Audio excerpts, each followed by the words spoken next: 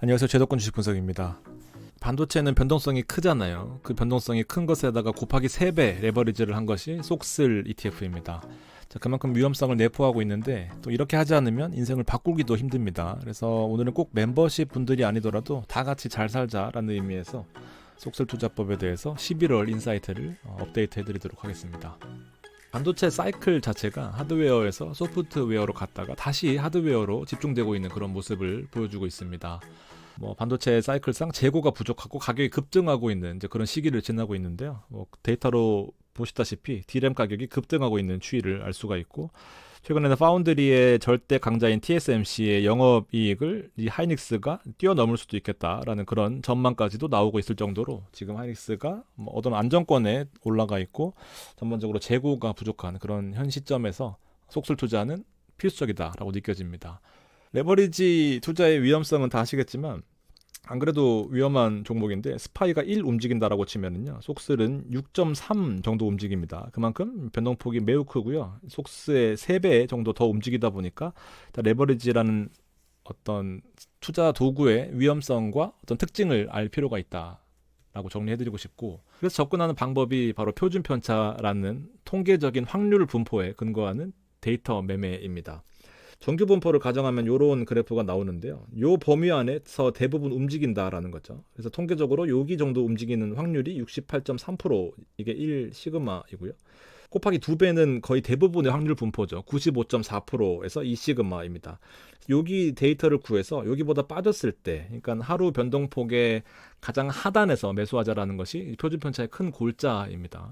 멤버십 자랑하는 건 아니지만 최근에 들어오신 분들까지도 100% 모두 수익이신데요. 속슬이 10월 17일만 해도 40불이니까 엄청 큰 가격 형성을 나타냈는데, 최근에 변동폭이 커서 하락폭이 컸다라고 하지만 지금 프리장에서 44.89이니까 수익률이 상당히 커진 모습을 보여주고 있습니다. 자, 이론적인 내용 자주 들으셨겠지만 속슬은 장기 투자 하지 말라라는 것을 좀 다르게 생각할 필요가 있다라는 거죠. 물론 이해도 되는데요. 일반 이제 장기적인 투자일 경우에는 상승 10% 오를 경우에 10일이 되고 하락하면은 이제 9.9가 되는 거죠. 10일에서 빠져서 한 번 더 빠져도 8.9일 정도로 버틸 만한 레벨이긴 한데, 레버리지 3배짜리의 경우에는 10% 오를 땐 너무 좋지만 빠질 때부터는 이제 무섭게 빠지는 것이 이제 약점인 거죠. 그래서 무작정 장기 투자한다라는 것을 절대로 지양하셔야 되고요. 그래서 상승과 하락에서 이 반복적 과정에서 문제점을 발견하는 것을 이제 해결해 보는 대표적인 투자 원칙이 바로 표준 편차 매매인 겁니다. 이제 익숙하실 텐데요. 1년 정도의 YTD로 살펴보면은 지금 1표준 편차, 아까 68.3의 확률 분포로 하락과 상승폭이 약 7.26 정도 되거든요. 마이너스 7.26. 그러니까 큰 틀에서 1표준 편차를 매수 기준으로 잡는다라고 한다면은 7.26보다 빠져서 사시면은 가장 하락한 폭에서 사실 수 있는 거고, 만약에 나는 더 안정적으로 매수하고 싶다 하신 분들은 아까 이 표준 편차 확률 분포가 95% 정도였잖아요. 그러니까 거의 큰 이슈가 없는 이상 가장 낮은 구간이다. 그래서 13.46% 빠지면은 관세급 폭탄이다라고 생각하시고 강하게 매수하시는 거죠. 대략적으로 1년에 1표준 편차는 20번 정도 오거든요. 지금 실제로 18번 정도 왔는데 뒤에 데이터 3번 더하면 21번이에요. 이 표준 편차는 대략 10번 정도밖에 없는데 이게 4년간 반복되고 있다는 것이, 내가 1억을 투자했을 경우에 1표준 편차로 매매하시면 20번 정도를 나누어서 투자하신다라는 거죠. 그래서 이렇게 빠질 때, 진짜 많이 빠졌을 때 이렇게 매수하시는 거예요. 8.56 빠지거나 이럴 때마다 이제 매수를 하시는 건데, 무섭게 빠져서 8불까지 갔었는데 지금 현재 44불까지 올라간 이제 그런 데이터를 보시면 되겠습니다. 그러니까 한 번에 매수하고 그냥 기도하는 거는요, 기도 매매의 영역인 거고, 데이터로 접근하면은 지금 8불, 9불, 10불, 14불, 18불, 20불 올라가는 과정에서 여러 가지 고통은 느끼셨을 수 있겠지만 결과적으로 이 반도체 사이클에서 결코 망하지 않는 산업에 투자한다는 것이 얼마나 효과적인가를 한번 생각해 볼 필요가 있는 거죠. 최근에도 변동폭이 좀 컸거든요. 여기 보면은, 이게 보면 13% 빠졌다가 8%에 마감하고 또 13% 빠졌다가 8%에 마감하고 이런 식이에요. 그러니까 통계적으로 접근하기 때문에 4년간의 데이터가 결코 좀 헛되이 되진 않았다라는 생각을 하고 있습니다. 어쨌든 정규 분포를 가정했을 때의 이 표준 편차의 레벨에 대해서 한번 생각해 보시고요. 7과 8 정도인데 지금 보시면 최근 데이터로 업데이트를 해보면은 7.18이거든요. 근데 저는 현재로 8.1 정도를 쓰고 있습니다. 가만히 수익률의 평균을 하더라도 0.48이거든요. 그러면은 7.18을 더하게 되고, 그리고 수수료 수준을 0.7 정도를 더하게 되면은 대략 8.1에서 8.3 정도 나옵니다. 그래서 최근 업데이트 기준으로는 8.2 정도 빠지면은 매수하고 있는 것들을 여러분들께 알려드리고 있습니다. 다시 4불까지 올라갔으니까 뭐 지금 다 파시더라도 뭐 나쁜 수준은 아닐 거예요. 하락에 대한 기준이 있다라는 거죠. 그러니까 얼마나 빠졌을 때가 진짜 많이 빠진 거냐에 대해서 이 망하지 않는 산업의 속슬 같은 것들은 데이터가 신뢰도가 좀 있다라고 판단하는데, 그 근거들이 여기에 있습니다. 안에 들어가 있는 종목들을 보면은 스왑은 사실 정확한 안에 내용들을 알기는 어려워요. 상방 간의 계약이다 보니까. 나머지가 이제 AMD 들어가 있고요. 브로드컴 있습니다. 그다음에 뭐 이건 약간 그 트레저리 캐피탈, 약간 MMF 같은 것이라고 보시면 됩니다. 그다음에 엔비디아 있고 마이크론 있네요. 퀄컴도 있습니다. 이런 종목들이 기본적으로 들어가 있다라고 생각하시면 될 것 같고, 어쨌든 빅테크를 살펴보면은 과연 망할 것이냐라는 거죠. 엔비디아거든요. 엔비디아 주가가 이렇게 많이 올라가고 있습니다. 이 빨간색은 EPS거든요. 그러니까 이 ETF가 좋은 이유가 뭐냐면은 지금 보시면 대표적으로 이 엔비디아와 이 아바고, 브로드컴 살펴보시면 어쨌든 경쟁적인 과정에 있잖아요. GPU를 놓고 그다음에 에이직 반도체라고 하는 어떤 이 목표 타겟, 좀 더 엔비디아의 GPU가 범용적이다라고 한다면 이 아바고는 엔비디아처럼 범용적이지는 않지만 특정 부문에서 더 성과를 빠르게 도출해낼 수 있는 그런 역할을 하고 있는 GPU 반도체의 어떤 비슷한 컨셉이라고 보시면 됩니다. EPS 추이 보세요.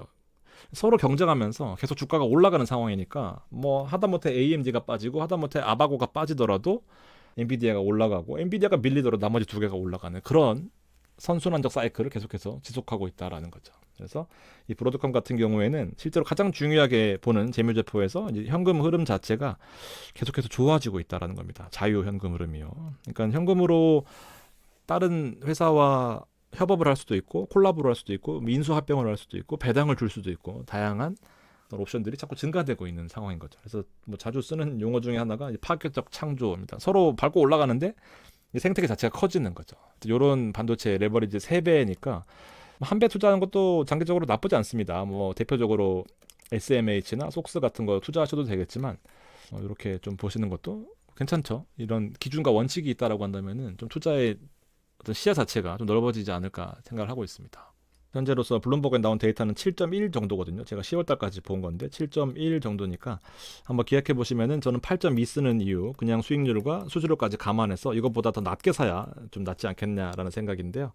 예율자금이 최소 20번, 조금 더 공격적이신 분들은 10번 있으셔야 됩니다. 하락에 대한 일정 수준의 폭을 기억하고 이거보다 하락하면 매수한다라는 생각을 하셔야 돼요. 그래서 마틴게일 전략 뭐 들어보셔서 아시겠지만 한 번만 이기면 되거든요, 결과적으로. 그래서 중간에 빠져가지고 계속 체결이 돼서 무섭다 하시는 분들이 많아요. 근데 결과적으로 한 번 이길 때, 그리고 이 사이클이 지금처럼 한 번 왔을 때 수익을 내는 것이 목표다. 그래서 저는 개인적으로는 70불까지 가는 과정에서 요 게임의 룰을 좀 살펴보고 평균적으로 계속해서 매수하는 무한 매수 전략인데, 뭐 그냥 무지성으로 하는 것이 아니라 데이터에 근거한, 확률 분포에 근거한 이 자산의 한계를 좀 뛰어넘어 보자라는 건데요.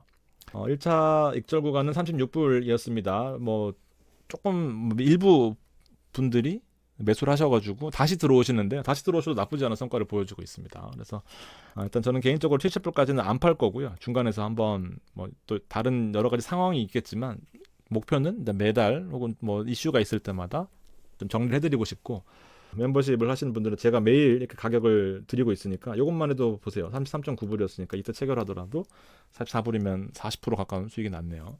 반도체 생태계는 생각보다 강하다라고 느껴집니다. 밸류체인에 대해서 자주 말씀드리지만 AMD와 브로드컴, 마벨, 뭐 마이크론 이런 것들로 이루어진 미국의 하드웨어 반도체 시장은요, 사실 단순하게 뭐 저렇게 나열을 하면은 좀 이해하기가 어려우니까 CPU와 그다음에 GPU의 이 연결고리에서 마벨과 그다음에 브로드컴이 역할을 하고, 그리고 반도체 생태계까지 같이 들어가 있는 종목들, 그리고 뭐 SSD 저장 장치가 포함되어 있고, 이런 반도체 밸류체인 전반적으로 봤을 때 이 속스가 차지하는, 이 속슬이 차지하는 어떤 역할이 결코 작지 않다라고 생각합니다. 한두 개 무너지더라도 결과도 다 무너지려면은 속슬뿐만 아니라 다른 자산들도 좀 이슈가 있지 않겠나라는 생각으로 보트에 100% 투자하는 것은 저도 부담스럽지만 20% 정도로 어떤 이 부의 추월 차선 있잖아요. 이렇게 뭐 가려면은 이게 막혀 있으면은 이제 뚫고 좀 지나가야 될 거 아닙니까? 돌아가서 가기도 하고 뭐 한 번은 지금 뛰어넘기도 하고 뭐 새로운 줄을 만드는 것도 나쁘지 않다라는 생각인데요.